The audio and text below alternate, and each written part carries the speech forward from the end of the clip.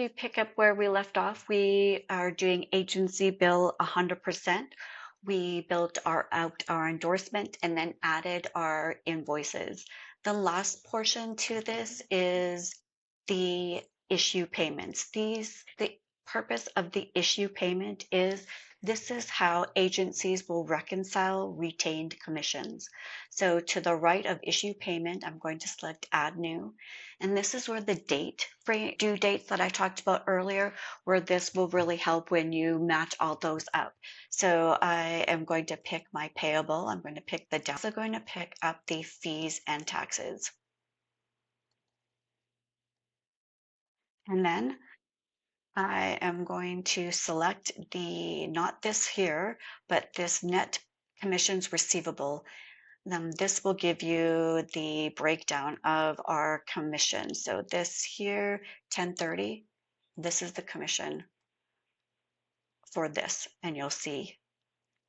And you'll uncheck show remittance and then add, and then just want to make sure 1030, that's correct. So add. Then I'm going to add new, and I'm going to do the same for the other three payments. So I'm picking my payable. So this is going to be this January, and then my commission, say for January, which is here. And I'm going to uncheck remittance and add. A few more left to do, picking my payable. Now, obviously, I'm paying the carrier, but in your scenario, you can pay the finance company.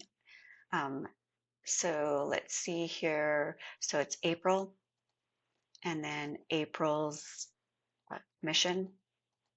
But unchecking remittance, because we're not billing anybody. This is for us. This is for the agency to reconcile retained commissions.